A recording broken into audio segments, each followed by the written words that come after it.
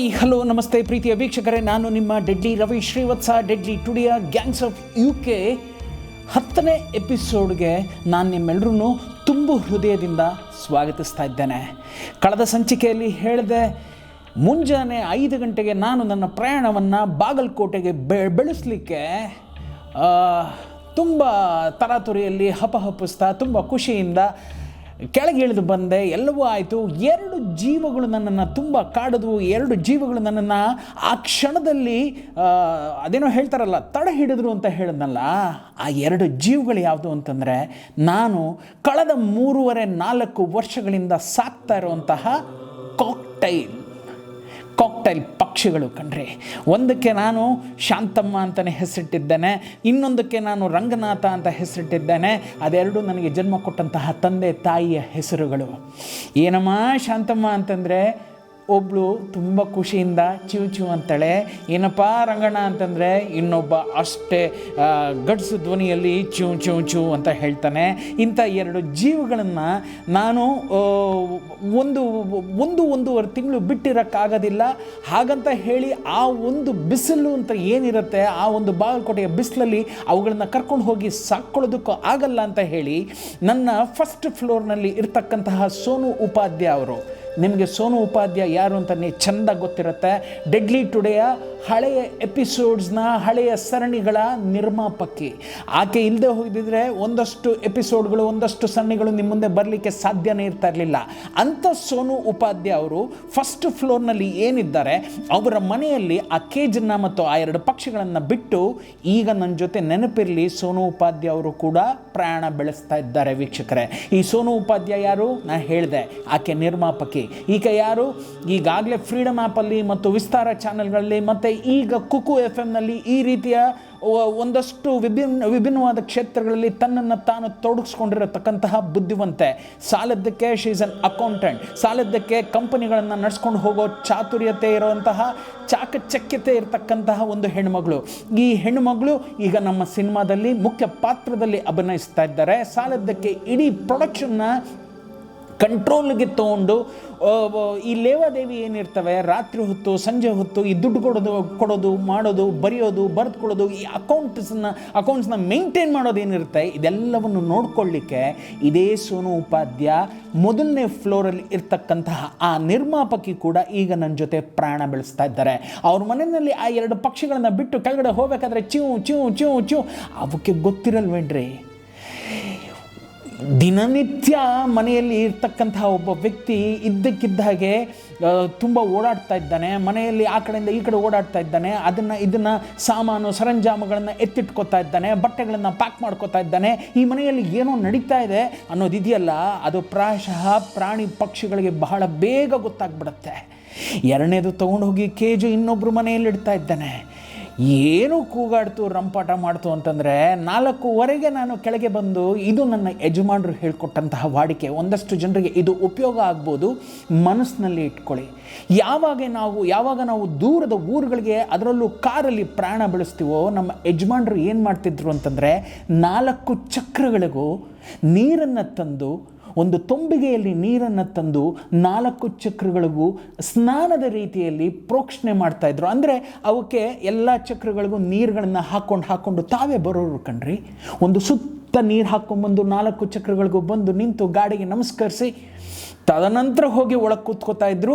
ತದನಂತರ ಅವ್ರನ್ನ ರಾಧಾ ಅಂತ ಏನು ವ್ಯಕ್ತಿ ಇದ್ದರು, ಅಂದರೆ ನನ್ನ ಯಜಮಾನರು ಚಾಲಕರೇನಿದ್ರು, ಅವ್ರನ್ನ ಕರ್ಕೊಂಡು ದೂರದ ಊರುಗಳಿಗೆ ಪ್ರಯಾಣ ಬೆಳೆಸ್ತಾ ಇದ್ರು. ನಾನು ಕೇಳಿದ್ದೆ, ಅಣ್ಣ ಯಾಕಣ್ಣ ಹೀಗೆ ಮಾಡ್ತೀವಿ ಅಂತ. ನಾವು 10 ಹೆಜ್ಜೆ ಇಟ್ಟ ತಕ್ಷಣವೇ ಬಾಯಾರ್ತೇವೆ, ನಾವು 10 ಹೆಜ್ಜೆ ಓಡಿದ ತಕ್ಷಣ ಬಾಯಾರ್ತೇವೆ. ಅಂಥದ್ರಲ್ಲಿ ಆ 4 ಚಕ್ರ ನಮ್ಮನ್ನು ಹೊತ್ಕೊಂಡು ದೂರದ ಊರಿಗೆ ಪ್ರಯಾಣ ಬೆಳೆಸ್ತಾವಲ್ಲ, ಅವಕ್ಕೇನು ಆಗಲ್ಲ ಅಂತ ಭಾವಿಸಿದೆಯಾ? ಕಾರು ಅದು ಮತ್ತೊಂದು ಜೀವ. ಅದಕ್ಕೆ ಇಂಜಿನ್ ಇದೆ, ಅದಕ್ಕೆ ಕಣ್ಗಳಿದ್ದಾವೆ, ಅದಕ್ಕೆ ಸ್ಟೇರಿಂಗ್ ಅನ್ನೋದು ಒಂದು, ಇದೆಲ್ಲವನ್ನು ವರ್ಣಿಸ್ತಾ ನನ್ನ ಯಜಮಾನರು ಹೇಳಿದ್ದು, ಅವಕ್ಕೂ ದಾಹ ಅನ್ನೋದಿದೆ. ರೇಡಿಯೇಟರ್ ಅಂತ ಕರಿತೀವಿ ಗೊತ್ತಾ, ಅದನ್ನೆಲ್ಲ ಭದ್ರ ಮಾಡಿರ್ತೀವಿ. ಆದರೆ ಟೈರ್ಗಳು ಅವು ಓಡ್ತವೆ ಕಣ್ರಿ, ಬಿಸಿಲಿಗೆ ಅವು ಕೂಡ ಶಾಖದಲ್ಲಿ ಬೆಂದು ಹೋಗ್ತವೆ. ಸೊ ಆ ನಿಟ್ಟಿನಲ್ಲಿ ಎಲ್ಲೇ ಯಾವುದೇ ಒಂದು ಕಾರ್ಯದಲ್ಲೂ ನಿರ್ವಿಘ್ನ ಬರಬಾರ್ದು, ನಿರ್ವಿಘ್ನವಾಗಿ ನಾನು ಹೋಗಿ ನನ್ನ ಜಾಗವನ್ನು ತಲುಪಬೇಕು ಅಂತ ಹೇಳಿ ನನ್ನ ಯಜಮಾನರು ಹೇಳ್ಕೊಟ್ಟಂತಹ ಪಾಠ ಏನು ಅಂತಂದರೆ, ಅವಕ್ಕೂ ನೀರನ್ನು ಹಾಕಿ, ಅವಕ್ಕೂ ನೀರನ್ನು ಕುಡಿಸಿ, ತದನಂತರ ನೀನು ನಿನ್ನ ಜರ್ನಿಯನ್ನು ಸ್ಟಾರ್ಟ್ ಮಾಡು. ಅವತ್ತಿನಿಂದ ಕಲ್ತದ್ದು ನಾನು. ಇವತ್ತು ಕೂಡ ಎಲ್ಲೇ ಹೋಗಬೇಕಾದ್ರೂ 4 ಚಕ್ರಗಳಿಗೆ ನೀರು ಹಾಕಿ ಮಾಡಿ ಇದೆಲ್ಲವನ್ನೂ ಮಾಡಲಿಕ್ಕೆ ಅಂತ ಹೇಳಿ 4ವರೆಗೆ ಕೆಳಗಿಳಿದು ಬಂದಿದ್ನಲ್ಲ. ಈ ಪಕ್ಷಿಗಳು ಮಾಡಿದಂತಹ ಗಲಾಟೆ 4 ಮನೆಯಲ್ಲಿ ದೀಪಗಳನ್ನು ಹಾಕೋ ಹಾಗೆ ಮಾಡಿಬಿಡ್ತು. ಏನು ಕಿರಿಸ್ತಾವೆ ಆಗಲಿಲ್ಲ ಕಣ್ರಿ, ಅದನ್ನು ಬಿಟ್ಟು ಹೋಗೋಕ್ಕಾಗಲಿಲ್ಲ. ಸಾಲದ್ದಕ್ಕೆ ತಂದೆಯ ತಾಯಿಯ ಹೆಸರನ್ನು ಇಟ್ಕೊಂಡಂತಹ ಪಕ್ಷಿಗಳು ಹೇಗೆ ಬಿಟ್ಟು ಹೋಗಲಿ? ಯಾಕೋ ಮನಸ್ಸು ತಡಿಲಿಲ್ಲ. ನನ್ನ ಮನೆಯಲ್ಲಿ ಆ ಪಕ್ಷಿಗಳನ್ನ ಎಲ್ಲಾದರೂ ಕರ್ಕೊಂಡು ಹೋದರೆ ನನ್ನ ಬೆನ್ನ ಹಿಂದೆನೇ ಇರಲಿ ಅಂತ ಹೇಳಿ ಒಂದು ಬ್ಯಾಗ್ ಥರ ತೆಗೆದುಕೊಂಡಿದ್ದೆ. ಆ ಬ್ಯಾಗಲ್ಲಿ ಅವನ್ನ ಬಿಟ್ಕೊಂಡು ಅದನ್ನು ಸ್ಕೂಟ್ರ್ ಗೀಟ್ರಲ್ಲಿ ಅಲ್ಲಿ ಇಲ್ಲಿ ಕರ್ಕೊಂಡು ಹೋಗ್ತಿದ್ರೆ ತುಂಬ ಖುಷಿ ಪಡ್ತಾವೆ. ಆ ನಿಟ್ಟಿನಲ್ಲಿ ಅದನ್ನು ಬಿಡಲಿಕ್ಕಾಗಲಿಲ್ಲ. ಮೇಲೆ ಮತ್ತೆ ಓಡೋಗಿ ಬಾಗಿಲುಗಳನ್ನೆಲ್ಲ ತೆಗೆದು ಆ ಬ್ಯಾಗನ್ನು ಕೆಳಗೆ ಕರ್ಕೊಂಡು ತೊಗೊಂಬಂದು ಬಾಗಿಲನ್ನ ಹಾಕಿ ಎಲ್ಲವನ್ನು ಮಾಡಿ ಆ ಬ್ಯಾಗಲ್ಲಿ ಆ ಪಕ್ಷಿಗಳನ್ನ ಹಾಕಿ, ಈಗ ಅವರ ಮನೇಲಿ ಹೇಳಿದ್ವಿ ಏನು ಅಂತಂದರೆ, ಇಡೀ ಸೆಟ್ ಪ್ರಾಪರ್ಟಿಯನ್ನು ತೆಗೆದುಕೊಂಡು ಹೋಗಲಿಕ್ಕೆ ಒಂದು ಟಿ ಬರುತ್ತೆ. ಅಂದರೆ ಇಲ್ಲಿಂದ ಈ ಆಫೀಸಿಂದ ಏನು ನನ್ನ ಸೆಟ್ ಪ್ರಾಪರ್ಟಿಗಳನ್ನೆಲ್ಲ ಸಾಮಾನು ಸರಂಜಾಮುಗಳನ್ನೆಲ್ಲ ಇಟ್ಟು ಈ ರೂಮು ಫುಲ್ಲು ತುಂಬೋಗಿತ್ತು ಕಣ್ರಿ. ಆ ನಿಟ್ಟಿನಲ್ಲಿ ಎಲ್ಲವನ್ನು ಏನು ಇಟ್ಟು ಹೋಗ್ತಾ ಇದ್ದಾನೆ, ಅದ್ರ ಜೊತೆಗೆ ಈ ಗೂಡು, ಈ ಕೇಜ್ ಏನಿದೆ, ಈ ಕೇಜನ್ನು ಕಳಿಸ್ಬಿಡಿ ಅಂತ ಹೇಳಿ ಆ ಬ್ಯಾಗಲ್ಲಿ ಆ ಮಕ್ಕಳಿಗೆ ಬೇಕಾದಂತಹ ಊಟ, ಅದಕ್ಕೆ ಬೇಕಾದಂತಹ ಟಾನಿಕ್ಕು, ಮಗದೊಂದು ಎಲ್ಲ ಪಕ್ಕ ಮಾಡಿಕೊಂಡು ಕರೆಕ್ಟಾಗಿ ಇಲ್ಲೂ ಅಷ್ಟೇ, ಇದೆಷ್ಟೇ ಸ್ಪೀಡ್ ಆಗಿರಲಿ, ಇದೆಷ್ಟೇ ಕಲ್ಸ್ಗಳಾಗಿರಲಿ, ಏನೇ ಆಗಿರಲಿ 5 ಗಂಟೆಗೆ ಬಿಡ್ತೀನಿ ಅಂತ ಹೇಳಿದಂತಹ ರವಿ ಶ್ರೀವತ್ಸ ಕರೆಕ್ಟಾಗಿ sharp on .5 I started travelling to Bagalkot. ನಾನು, ನನ್ನ ಹಿಂದೆ ಈಗ ಆಕೆ ಯಾರು, ಅಕೌಂಟೆಂಟ್, ಸಹ ನಿರ್ಮಾಪಕಿ, ಮಗದೊಂದು ಸಾಲದ್ದಕ್ಕೆ ಆರ್ಟಿಸ್ಟ್ ಎಲ್ಲವೂ ಆಗಿರ್ತಕ್ಕಂತಹ ಸೋನು ಉಪಾಧ್ಯ ಅವ್ರ ಹಿಂದೆ ಕೂತಿದ್ದಾರೆ. ನನ್ನ ಹಿಂದೆ ಕರೆಕ್ಟಾಗಿ ಈಗ ನನ್ನ ಮಕ್ಕಳು ದಾರಿ ಉದ್ದಕ್ಕೂ ಚಿಂಪಿ ಅಂತ ಕೂಗಾಡೋದಕ್ಕೆ ಅವಿದ್ದವೇ ಸಾಲದಕ್ಕೆ ನನ್ನ ಬ್ಯೂಟಿಫುಲ್, ಅದೇನೋ ಹೇಳ್ತಾರಲ್ಲ ಪೆನ್ ಡ್ರೈವ್ನಲ್ಲಿ ಬೇಕಾದಂತಹ ಸೆಲೆಕ್ಟಿವ್ ಸಾಂಗ್ಸ್, ಅದರದ್ದು ನನ್ನ ಯಜಮಾನರದು ಆ ಕಾಲದಿಂದ ವಂಶವೃಕ್ಷದ ಆ ಸಾಂಗಿಂದ ಹಿಡಿದು ಇತ್ತೀಚಿನ ಚಾಮುಂಡಿ ತಾಯಿ ಮೇಲೆ ಹಾಡಿದಂತಹ ಆ ಹಾಡೋರ್ಗೂ ಸರಿಸುಮಾರು 300-320 ಹಾಡುಗಳು, ಸಾಲದಕ್ಕೆ ರಾಜ್ಕುಮಾರ್ ಸಹ ಹಾಡುಗಳು, ಸಾಲದಕ್ಕೆ ಇದೆಲ್ಲವನ್ನು ಜೋಡಿಸ್ಕೊಂಡು ಪಕ್ಕದ ಒಂದು ಸೀಟನ್ನು ಖಾಲಿ ಇಟ್ಕೊಂಡು ಈಗ ಹೋಗ್ತಾ ಇದ್ದೇನೆ. ಕರೆಕ್ಟಾಗಿ ನಾಯಣ್ಣಹಳ್ಳಿ ಸರ್ಕಲ್ನಿಂದ ಲೆಫ್ಟ್ ತಗೊಂಡೆ, ಅಲ್ಲಿಂದ ಮುಂದೆ ಬಂದೆ. ಅಲ್ಲಿಂದ ರಾಜ್ಕುಮಾರ್ ಸರ್ ಸಮಾಧಿ ಮೇಲೆ ದಾಟಿ ಸ್ವಲ್ಪ ಮುಂದೆ ಹೋಗ್ತಿದ್ದಂಗೆ ಇಲ್ಲಿ ನನ್ನ ಸಹ ನಿರ್ಮಾಪಕರಾದಂತಹ ರೆಡ್ಡಿಯವರು ಕಾಯ್ತಾ ಇದ್ದಾರೆ. ಅವರ ಬ್ಯಾಗನ್ನು ಲಗೇಜನ್ನು ತೆಗೆದುಕೊಂಡು ಹಿಂದ್ಗಡೆ ಡಿಕ್ಕಿಗೆ ಹಾಕಿ ರೆಡ್ಡಿ ಅವ್ರನ್ನ ನನ್ನ ಎಡಭಾಗಕ್ಕೆ ಕೂರಿಸ್ಕೊಂಡು, ಪಾಲ್ದಾರರು ಸಾಲದಕ್ಕೆ ನಾನು ನಿಂತ್ಕೋತೀನಿ ಅಂತ ಹೇಳ್ತಾ ಇದ್ದಾರೆ. ಅವರು ನನ್ನ ಹೃದಯದ ಪಕ್ಕದಲ್ಲೇ ಇರಬೇಕು ಅಂತ ನನ್ನ ಎಡಭಾಗದ ಪಕ್ಕದಲ್ಲಿ ಆತನನ್ನು ಕೂರಿಸ್ಕೊಂಡು ಇಲ್ಲಿಂದ ವಿ ಸ್ಟಾರ್ಟೆಡ್ ಟು ಬಾಗಲಕೋಟ್. ಏನು ಜರ್ನಿ ತುಂಬಾ ಸುಂದರವಾಗಿತ್ತು. ಅಲ್ಲಿ ಯಾವುದೋ ಒಂದು ಊರಲ್ಲಿ ಹೋಗ್ತಾ ಇರಬೇಕಾದ್ರೆ ಒಂದು ನಡು ರಸ್ತೆಯಲ್ಲಿ ಒಂದು ಸಾಯಿಬಾಬನ ಒಂದು ದೊಡ್ಡ ಒಂದು ಮೂರ್ತಿಯನ್ನು ಕೆತ್ತಿ ಕೂಡಿಸಿದ್ದಾರೆ. ಆ ಸಾಯಿಬಾಬಾ ಮೂರ್ತಿ ಹತ್ರ ಹೋಗಿ ನಮ್ಮನ್ನು ಕಾಪಾಡು ತಂದೆ ಅಂತ ಅವರನ್ನು ಕೇಳಿಕೊಂಡು ಅಲ್ಲಿಂದ ಮತ್ತೆ ದೂರಕ್ಕೆ ಹೋಗಿ ಮಧ್ಯದಲ್ಲಿರುತ್ತೆ ತಿಂಡಿ ತೀರ್ಥ ಅದು ಇದು ಇದೆಲ್ಲವನ್ನು ಮುಗಿಸಿ exactly I think by 12 again ನಾವು ಏನು ಲಾಸ್ಟ್ ಟೈಮ್ ನಾನು ರಮೇಶ್ ಅಣ್ಣ ನಾವೆಲ್ಲ ಹೋಗಿದ್ವು ರೆಕ್ಕಿಗೆ ಅಂತ, ಅದೇ ತರಹ ಹೋಗಿ ಈಗ ಆ ಜಾಗವನ್ನು ತಲುಪ್ಕೊಂಡಾಗ ಅದು 12 ಗಂಟೆ ತಲುಪ್ಕೊಂಡ್ವಿ. ಏನೋ ಖುಷಿ, ದಿನಗಳ ಹತ್ತಿರ ಬಂದ್ಬಿಡ್ತಾ ಇದೆ ಅಲ್ಲ. ಇಷ್ಟು ವರ್ಷಗಳ ಕಾಲ ಬರ್ತೀನಿ, ಮಾಡ್ತೀನಿ, ಸೇರ್ತೀನಿ, ನನ್ನ ಜೊತೆ ನೀನು ನಿಂತ್ಕೊ ಅಂತ ಏನು ಚೌಧರಿಗೆ ಹೇಳ್ಕೊತಾ ಮಾಡ್ತಾ ಎಲ್ಲ ಅನ್ಕೊಂಬರ್ತಾ ಇದ್ನಲ್ಲ, ಅದು ಈಗ ಕಾರ್ಯರೂಪಕ್ಕೆ ಟರ್ನ್ ಆಗ್ತಾ ಇದೆ. Chaudhary he should stand on next to me, ಅಂದರೆ ನನ್ನ ಬಲಭಾಗಕ್ಕೆ ಆತ ನಿಂತ್ಕೋಬೇಕು. ರೆಡ್ಡಿ ಎಲ್ಲದಕ್ಕೂ ಓಡಬೇಕು. ಹಿಂದೆ ಆಕೆ ಎಲ್ಲ ನೀತಿಯಲ್ಲೂ ಬೇಕು ಬೇಡಗಳನ್ನೆಲ್ಲ ನೋಡಿಕೊಂಡು ನಿಧಾನವಾಗಿ, ಅಂದರೆ ಒಂದು ಹೆಣ್ಣು ಯಾವಾಗಲೂ ಏನು ಮಾಡ್ತಾಳೆ ಅಂತಂದರೆ ಮನೆಯನ್ನಾಗಲಿ ಇಲ್ಲ ಈ ಒಂದು ಕಾರ್ಯಗಳಾಗಿರಲಿ ಇಲ್ಲ ಅಂದರೆ ಕೆಲಸಗಳಾಗಿರಲಿ ಎಲ್ಲವನ್ನು ನೋಡಿಕೊಂಡು ತುಂಬ ತಹಬಂದಿಯಲ್ಲಿ ತನ್ನ ಜೀವನವನ್ನು ಸಾಗಿಸ್ಕೊಂಡು ಹೋಗುವಂಥ ಒಂದು ತಾಕತ್ತಿರುವಂತಹ ಒಂದು ಚರ್ಬಿ ಇರ್ತಕ್ಕಂಥ ಹೆಣ್ಮಗಳು. ಪ್ರತಿ ಹೆಣ್ಮಕ್ಳಲ್ಲೂ ಇದಿರುತ್ತೆ. ನೀವು ಅವರಿಗೆ ಜಸ್ಟ್ ಆ ಒಂದು ಇದನ್ನು ವಹಿಸಬೇಕಷ್ಟೇ, ಆ ಕೆಲಸವನ್ನು ಆ ಕಾರ್ಯವನ್ನು ನೀವು ಅವ್ರಿಗೆ ವಹಿಸಬೇಕು. ನೀವು ವಹಿಸಿದ ನಂತರ ನೀವು ಅವ್ರನ್ನ ನೋಡಬೇಕು. ತುಂಬ ಚೆಂದ ಕರ್ಕೊಂಡು ಹೋಗ್ತಾರೆ ನಿಮ್ಮನ್ನು. ಆ ನಿಟ್ಟಿನಲ್ಲಿ ಆಕೆಯ ಕೈಯಲ್ಲಿ ಎಲ್ಲ ದುಡ್ಡುಗಳನ್ನು ಕೊಟ್ಟು ಬ್ಯಾಂಕ್ ಅಕೌಂಟ್ನಲ್ಲಿ ಗೂಗಲ್ ಪೇನಲ್ಲಿ ಮತ್ತೆ ಅದು ಫೋನ್ಪೇ ಇದೆಲ್ಲ ಏನೇನಿದೆ ಎಲ್ಲವನ್ನು ಆಕೆಯ ಕೈಯಲ್ಲಿಟ್ಟು ಇಲ್ಲಿಂದ ನೀನು ನಡ್ಸ್ಕೊಂಡು ಹೋಗಮ್ಮ ಅಂತ ಏನು ಹಿಡಿದ್ವಲ್ಲ, ಆಕೆ ಹಿಂದ್ಗಡೆ ಕೂತಿದ್ದಾರೆ. R.P. ರಾಥೋಡ್ ಅಂತ ಹೇಳಿ ಒಬ್ಬ ವ್ಯಕ್ತಿ ಕಣ್ರಿ. R.P. ರಾಥೋಡ್ ನನಗೆ ತುಂಬ ಚೆಂದ ನೆನಪಿದೆ. ಆತ ಬಂದು ಈ ಒಂದು ತಾಂಡ ಅಂತ ನಾನು ಏನು ಕರಿತೀನಿ, ಅಲ್ಲಿ ಹೂವಪ್ಪ ರಾಥೋಡ್ ಮತ್ತು R.P. ರಾಥೋಡ್ ಇವರಿಬ್ಬರು ಅಣ್ಣ ತಮ್ಮಂದರು. ಇವರು ಒಂದು ತಾಂಡಗಳಲ್ಲೇ ಒಂದು ದೊಡ್ಡ ನಾಯಕರು. ಇವರು ದೂರದ ರಾಜಸ್ಥಾನದಿಂದ ವಲಸೆ ಬಂದಿರತಕ್ಕಂತಹ ಅಣ್ಣ ತಮ್ಮಂದರು. ಆದರೆ ಇವತ್ತು ಬಾಗಲಕೋಟೆಯಲ್ಲಿ ಅತಿ ಮುಖ್ಯವಾಗಿ ಬೇಕಾಗಿರ್ತಕ್ಕಂತಹ ಎರಡು ಜೀವಗಳು ಇವ್ರುಗಳಾಗಿರಲಿ, ಇನ್ನೊಂದು ಕಡೆ ಒಂದು R.D. ಬಾಬು ಅಂತಲೇ ಕರೆಸ್ಕೋತಾರೆ ಒಬ್ಬರು, ಆ ಬಾಬು ಅನ್ನೋ ಒಂದು ಜೀವ ಆಗಿರಲಿ, ವೆಂಕಟೇಶ್ ಅಂತ ಹೇಳಿರಿ. ಈ ಜೀವದ ಬಗ್ಗೆ ನಾನು ನಿಮಗೆ ಹೇಳಲೇಬೇಕು.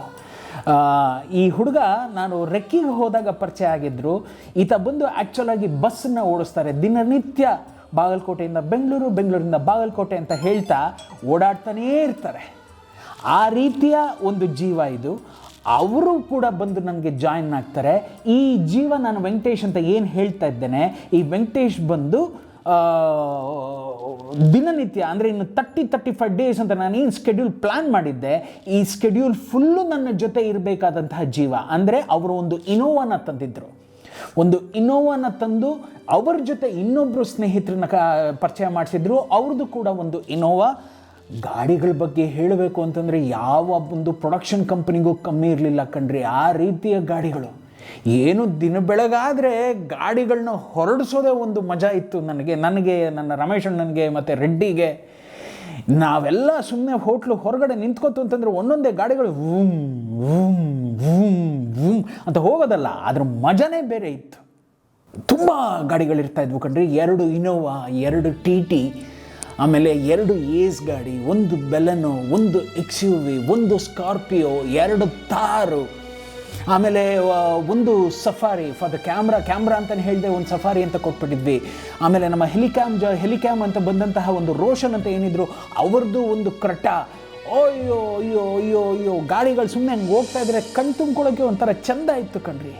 ಆ ನಿಟ್ಟಿನಲ್ಲಿ ಅದನ್ನು ನನ್ನ ಮುಂದಿನ ಎಪಿಸೋಡಲ್ಲಿ ದಿನನಿತ್ಯ ಕಾರ್ಯಗಳಲ್ಲಿ ಅದನ್ನು ಹೇಳ್ತಾ ಹೋಗ್ತೀನಿ. ಇಷ್ಟು ಗಾಡಿಗಳು ಇದು ಎಲ್ಲ ಬ್ಯಾಂಗ್ಳೂರಿಂದ ಬರೋದಿತ್ತು. ಅಲ್ಲಿ 2 ಇನೋವಾ ಮತ್ತು 4 ಏಸ್ ಗಾಡಿ ಏನಿತ್ತು ಅದು ಮಾತ್ರ ಅಲ್ಲಿ ಎಲ್ಲವನ್ನು ರೆಡಿ ಮಾಡ್ತಾ ಇದ್ವಿ. ಇದು ಟಿ ಟಿ ಎಲ್ಲ ಬ್ಯಾಂಗ್ಳೂರಿಂದನೇ ಬರಬೇಕು. ಆ ರೀತಿಯಲ್ಲಿ ನನಗೆ ವೆಂಕಟೇಶ್ ಅವರು ಬಂದು ಜೊತೆಗೆ ಸೇರಿಕೊಂಡ್ರು. ಅವ್ರ ಜೊತೆ ಇನ್ನೊಬ್ಬರು ಬಂದು ಸೇರಿಕೊಂಡ್ರು. ನಾವೆಲ್ಲ ಒಂದು ಪುಟಾಣಿ ಒಂದು ಮೀಟಿಂಗನ್ನು ಮಾಡ್ಕೊಂಡ್ವಿ. ಏನು ಅಂತಂದರೆ 18ನೇ ತಾರೀಕು ಅಂದರೆ 17 ನಾವು ಮತ್ತೆ ಎಲ್ಲ ಸೇರಬೇಕಾಗತ್ತೆ. ಇನ್ನೊಂದು ಫೈನಲ್ ಮೀಟಿಂಗ್ ಅಂತ ಇರುತ್ತೆ. ಆ ಮೀಟಿಂಗಿಗೆ ನಿಮ್ಮನ್ನೆಲ್ಲರೂ ಬರ್ಮಾಡ್ಕೋತೀನಿ. ಆ ಮೀಟಿಂಗ್ ನೀವು ಬರಬೇಕಾಗತ್ತೆ. 18ರಿಂದ ಕೆಲಸ ಶುರು ಆಯಿತು ಅಂತಂದರೆ, ಇನ್ನು ರಥ ಓಡಲಿಕ್ಕೆ ಶುರು ಆಯಿತು ಅಂತಂದರೆ, ಇನ್ನು 35 ದಿನಗಳ ಕಾಲ ಏನಿದೆ ಅದೆಲ್ಲೂ ನಿಂತ್ಕೋಬಾರ್ದು ಅನ್ನೋ ರೀತಿಯಲ್ಲಿ ಅವ್ರಿಗೆಲ್ಲ ಹೇಳಿ, ಇಲ್ಲಿ ನಾವು ಒಂದಷ್ಟು ವಿಷಯಗಳಿದ್ದಾವೆ ರೀ. ಏನು ಅಂತಂದರೆ, ಟೆಕ್ನಿಕಲ್ ಆಗಿ ನಮಗೆ ಪರ್ಮಿಷನ್, ನಮಗೆ ಬಾದಾಮಿ ಹೌಸಿಂದ ಪರ್ಮಿಷನ್ ಸಿಕ್ಕಿದೆ ಮತ್ತು ನಮ್ಮ ಫಿಲಮ್ ಚೇಂಬರ್ ಆಫ್ ಕಾಮರ್ಸಿಂದ ಪರ್ಮಿಷನ್ ಸಿಕ್ಕಿದೆ. Film chamber of commerce permission ಏನಕ್ಕೆ ತುಂಬ ಬೇಕು ಅಂತಂದರೆ, ಗನ್ಸ್ಗಳೆಲ್ಲ ನಾವು ಹೈದರಾಬಾದಿಂದ ಕರ್ಸ್ಕೊಂಡಿದ್ವಿ. ಹೈದರಾಬಾದಲ್ಲಿ ಗನ್ಸ್ ಪ್ರಕಾಶ್ ಅಂತಲೇ ಒಬ್ಬರು ತುಂಬಾ ದೊಡ್ಡ ವ್ಯಕ್ತಿ ಇದ್ದಾರೆ. ಆ ಜೀವದ ಬಗ್ಗೆ ಒಂದಷ್ಟು ಹೇಳ್ತಾ ಹೋಗ್ತಾನೆ. ನನ್ನ ಸಿನಿಮಾ ಅಂದ కూడలే, రవి నాకేమి వద్దు రవి, నువ్వు నీ సినిమా ఫస్ట్ చెయ్యి, నీకు ఒక బంగారమైన ఒక హృదయం ఉంది, మనసు ఉంది, నీకేది కావాలో అది నేను పంపిస్తానురా, నువ్వు ఫస్ట్ నీ ఫిలింని ఫినిష్ చేసుకోరా, ఎప్పుడైనా ఏదైనా డబ్బులు కావాలా, నీకు అవశ్యం ఉందా, ಅప్పుడు చెప్పు, నీకేం కావాలో నేను పంపిస్తాను ಅಂತ ಹೇಳಿ ಅಂಡರ್ಲೈನ್ ಮಾಡಿ, ನಿಂಗೆ ಬೇಕಾದನ್ನ ಕೇಳು ಅಂತ ಹೇಳಿದ್ರಲ್ಲ. ಆ ಗನ್ಸ್ಗಳೆಲ್ಲ ಈಗ ಹೈದರಾಬಾದಿಂದ ಟ್ರಾವೆಲ್ ಮಾಡಬೇಕು. ಅದು ಟ್ರಾವೆಲ್ ಮಾಡಿ ಬಾರ್ಡರ್ ಟು ಬಾರ್ಡರ್ ಟ್ರಾವೆಲ್ ಮಾಡ್ಕೊಂಡು ಬಾಗಲಕೋಟೆ ಬರಬೇಕಾದ್ರೆ ಅವರಿಗೆ ಕರ್ನಾಟಕ ಫಿಲಮ್ ಚೇಂಬರ್ ಆಫ್ ಕಾಮರ್ಸಿಂದ ಹೋಗಿರುವಂಥ ಒಂದು ಪತ್ರ, ಅಂದರೆ ಈ ಒಂದು ಪ್ರೊಡಕ್ಷನ್ ಕಂಪನಿ ಬಾಗಲಕೋಟೆಯಲ್ಲಿ ಶೂಟ್ ಮಾಡ್ತಾ ಇದೆ, ಇದಕ್ಕೆ ಇಷ್ಟು ಗನ್ಸ್ ಬೇಕಾಗುತ್ತೆ, ಈ ಗನ್ಸನ್ನು ಯಾರು ಹೈದರಾಬಾದಿಂದ ತರ್ತಿದ್ದಾರೆ ಅವರು ನಮ್ಮ ಕರ್ನಾಟಕ ಫಿಲಮ್ ಚೇಂಬರ್ ಆಫ್ ಕಾಮರ್ಸ್ಗೆ ಗೊತ್ತಿದ್ದಾರೆ. ಇದು ಅವ್ರಿಗೆ ಹೇಳೋದಕ್ಕೆ ಒಂದು ಲೆಟ್ರ್ ಕೊಡಬೇಕಾಗತ್ತೆ. ತದನಂತರ ಇಲ್ಲಿಂದ ಮೊಚ್ಚು, ಲಾಂಗು, ಕೊಡ್ಲಿ, ಅದು ಹ್ಯಾಮರು, ಕೋಲ್ಗಳು, ಗುರಾಣಿಗಳು, ಅದು ಇದು ಅಂತ ಒಂದಷ್ಟು ವೆಪನ್ಸ್ಗಳನ್ನ ತೆಗೆದುಕೊಂಡು ಇಲ್ಲಿಂದ ಹೊರಡ್ತಾರೆ ಗೊತ್ತಾ ಬ್ಯಾಂಗ್ಳೂರಿಂದ. ಅವ್ರನ್ನೂ ಕೂಡ ಯಾರು ನಿಲ್ಲಿಸಿ ಚೆಕಿಂಗ್ ಮಾಡೋಕ್ಕೆ ಏನಾದ್ರು ಪೊಲೀಸ್ನವ್ರು ಅಡ್ಗಟ್ಟಿದ್ರೆ ಅವರು ಕೂಡ ಲೆಟ್ರ್ ತೋರಿಸೋದಕ್ಕೆ ಲೆಟರ್ಸ್ ಬೇಕಲ್ಲ. ಆ ರೀತಿಯಲ್ಲಿ ಎಲ್ಲ ಲೆಟರ್ಸು ಪಕ್ಕಾ ಮಾಡಿದ್ವಿ. ಇದು ಕೇವಲ in the span of 7 days. April 1ನೇ ತಾರೀಕು ರೆಡ್ಡಿ ಅವರು ಬಂದು ನಿನ್ನ ಜೊತೆ ನಿಲ್ತೀನಿ ಅಂತ ಹೇಳಿದ್ರು. ಏಪ್ರಿಲ್ 10ನೇ ತಾರೀಕು ಹೊರಡೋದ್ರೊಳಗೆ ಅಲ್ಲೋಡಾಡಿ ಇಲ್ಲೋಡಾಡಿ ಎಲ್ಲವನ್ನು ಮಾಡಿ ಪಕ್ಕ ಮಾಡಿ ಇವ್ರಿಗೆಲ್ಲ ಏನೇನು ಲೆಟರ್ಸ್ಗೆಲ್ಲ ಕೊಡಬೇಕು ಆ ಲೆಟರ್ಸ್ ಎಲ್ಲ ಕೊಟ್ಟು, ಇಲ್ಲೊಂದಷ್ಟು ಲೆಟರ್ಸ್ಗಳೆಲ್ಲ ಇಟ್ಟು ಅದಕ್ಕೆ ಒಂದಷ್ಟು ಫಾರ್ ಸಿಗ್ನೇಚರ್ಸ್ಗಳೆಲ್ಲ ಸೈನ್ ಮಾಡಿ ಎಲ್ಲವನ್ನು ಮಾಡಿ ಹೋಗಿದ್ವಲ್ಲ, ಈಗ ಅಲ್ಲಿ ಒಂದಷ್ಟು ಜನ ಇದ್ದಾರೆ. ನಂಬರ್ 1 DC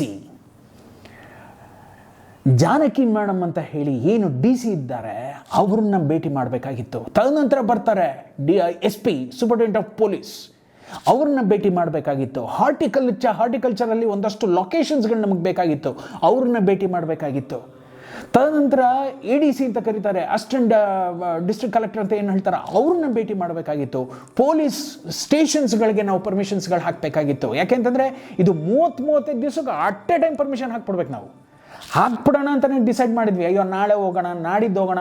ಅಂದರೆ ಚಾರ್ಟ್ ಎಷ್ಟು ನೀಟಾಗಿ ರೆಡಿ ಮಾಡಿದ್ದೆ ಅಂತಂದರೆ, ಈ ದಿನದಲ್ಲಿ ಇದಿದೆ ಆಗಬೇಕು, ಈ ದಿನದಲ್ಲಿ ಇದನ್ನೇ ಮುಗಿಸ್ಬೇಕು, ಈ ದಿನದಲ್ಲಿ ಒಂದು ಚೂರಂಗೋಯ್ತು ಅಂತಂದ್ರೂ ಕೂಡ ಎಲ್ಲ ಸ್ಕೆಡ್ಯೂಲ್ ಹೊಡೆದ್ಬಿಡುತ್ತೆ ಅಂತ ಏನೆಲ್ಲ ಪಕ್ಕಾ ಮಾಡಿ ಆ ಟೈಪ್ ಮಾಡಿ ಪ್ರಿಂಟೌಟನ್ನು ತೆಗೆದಿದ್ವೋ, ಅದೇ ರೀತಿಯಲ್ಲಿ ಆ ಸ್ಟೇಷನ್ಗೆ ಹೋಗಿ ಈ ಜಾಗದಲ್ಲಿ ಬರ್ತೀವಿ ಸ್ವಾಮಿ, ಈ ಜಾಗದಲ್ಲಿ ಶೂಟಿಂಗ್ ಮಾಡ್ತೀವಿ ಸ್ವಾಮಿ, ಈ ಜಾಗದಲ್ಲಿ ಇದು ಮಾಡ್ತೀವಿ ಸ್ವಾಮಿ, ಈ ಜಾಗದಲ್ಲಿ ಫೈರಿಂಗ್ ನಡೆಯುತ್ತೆ ಸ್ವಾಮಿ, ಎಲ್ಲ ಯಾವುದು ಮುಚ್ಚುಮರೆ ಮಾಡಲಿಲ್ಲ.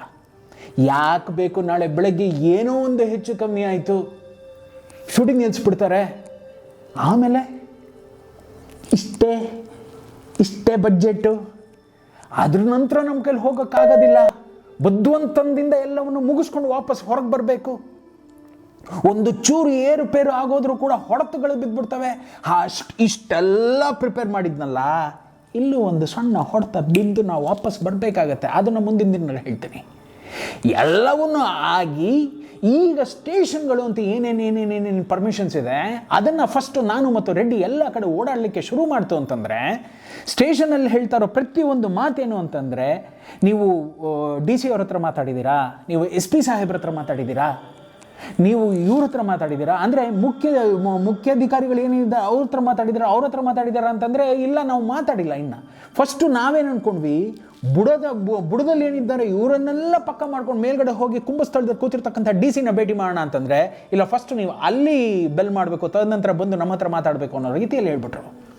ಚೌಧರಿಯನ್ನು ಕೇಳಿದೆ, ಕಂದ ಹಿಂಗೆ ಹೇಳ್ತಾ ಇದ್ದಾರೆ, ಏನಪ್ಪ ಮಾಡೋಣ ಅಂತಂದರೆ, ಅಯ್ಯೋ ಅಣ್ಣ ನೀನು ಯಾಕಣ್ಣ ಹೆದರ್ತೀಯ, ಬಾರಣ್ಣಯ್ಯ, ನಾನು ಹೇಳಿದ್ನಲ್ಲ ದಿಲ್ದಾರ್ ಮನುಷ್ಯ. ನನ್ನ ಜೀವನದಲ್ಲಿ ಏನಾರು ಒಬ್ಬ ಅಣ್ಣ ಇರಬೇಕು, ಒಬ್ಬ ತಮ್ಮ ಇರಬೇಕು, ಇಲ್ಲ ನನ್ನ ಜೊತೆ ಯಾರು ಹುಟ್ಟಬೇಕು ಅಂತಂದರೆ ಇಂಥ ಒಂದು ಜೀವ ಹುಟ್ಟಬೇಕು. ಏನು ಚಾಣಕ್ಯನ ತಲೆ ಆ ಜೀವಕ್ಕೆ. ಅಯ್ಯೋ ಹಿಂಗಂದ್ರೆ ನಾನು ಹೇಳಿದ್ನಲ್ಲ ಪಾದರಸ, ಬಾರಣ್ಣಯ್ಯ DC ನೀವು ನೆನಪಿರಲಿ, DC ಎಲ್ಲಿ ಕೂತು ಕೆಲಸ ಮಾಡ್ತಾರೋ ಅಲ್ಲಿಂದ ಒಂದು 4-5 ರೂಮು, ಒಂದು ಫ್ಲೋರ್ ಮೇಲ್ಗಡೆ ಈ ನಮ್ಮ ಚೌಧರಿ ಕೂತ್ಕೊಂಡು ಕೆಲಸ ಮಾಡ್ತಿರ್ತಾರೆ. ಸೊ ಬಾಣಯ್ಯ ನಾನು ನೋಡ್ಕೋತೀನಿ ಅನ್ನೋ ಥರ ಹೇಳಿ ಎಲ್ಲವೂ ಆಗಿ ಈಗ ನಾವು DC ಹತ್ರ ಹೋಗಬೇಕು. DC ಹತ್ರ ಹೋದಾಗ ಏನಾಯಿತು, SP ಸಾಹೇಬ್ರನ್ನ ಭೇಟಿ ಮಾಡಿದಾಗ ಏನಾಯಿತು ಅನ್ನೋದನ್ನು ಮುಂದಿನ ಎಪಿಸೋಡಲ್ಲಿ ಬಂದು ಸವಿಸ್ತಾರವಾಗಿ ನಿಮ್ಮ ಮುಂದೆ ಹೇಳ್ತಾ ಹೋಗ್ತೀನಿ. ಹರಸಿ ಹಾರೈಸಿ ಪ್ರೋತ್ಸಾಹಿಸಿ. ಎಲ್ಲ ಅದೇನೋ ಹೇಳ್ತಾ ಇದ್ದಾರೆ ಕಣ್ರಿ, ಇದೇನೋ ಮಾಮೂಲಿ, ಇದು ನನ್ನ ಹಳೇ ಕಾಲದ ಡೈಲಾಗು, ಅದನ್ನು ನೀವು ಹೇಳ್ತಾನೆ ಇರಬೇಕು ಸರ್, ಇಲ್ಲ ಮರ್ತು ಬಿಡ್ತಾರೆ ಸರ್ ಅಂತ ಹೇಳ್ತಾರೆ. ಸಬ್ಸ್ಕ್ರೈಬ್ ಮಾಡಿ, ಪಕ್ಕದಲ್ಲಿರೋ ಬೆಲ್ ಐಕಾನನ್ನು ಒಮ್ಮೆ ಒತ್ತಿ, ನಮ್ಮ ಚಾನಲ್ನಲ್ಲಿ ಬರ್ತಕ್ಕಂಥ ಪ್ರತಿಯೊಂದು ವಿಡಿಯೋ ನಿಮಗೆ ಒಂದು ನೋಟಿಫಿಕೇಷನ್ ರೀತಿಯಲ್ಲಿ ಬರುತ್ತೆ. ದಯವಿಟ್ಟು ಆಗ ನನ್ನ ವಿಡಿಯೋನ ನೋಡಲಿಕ್ಕೆ ನಿಮಗೆ ಸಹಾಯ ಆಗುತ್ತೆ ಅಂತ ಹೇಳ್ತಾ ಹೋಗ್ಬಿಟ್ಟು ಬರ್ತೀನಿ. ಅತಿ ಶೀಘ್ರದಲ್ಲೇ ನಿಮ್ಮ ಮುಂದೆ ಇನ್ನು 3 ದಿನಗಳ ಕಾಲದಲ್ಲಿ ಬರ್ತೀನಿ ಅಂತ ಹೇಳ್ತಾ ಗುಡ್ ಬೈ. ನವಮಾಸದ ರೂಪ ನೀನು, ಈ ಹೃದಯದಿ ಮಿಡಿತ ನೀನು, ಈ ಧರೆಯ ಬೆಳಕ ನೀನಾಗು ದೀಪವೇ, ತಾಯಿ ಒಡಲ ಕರುಳ ಕೂಗಿದು ಕೇಳದೆ.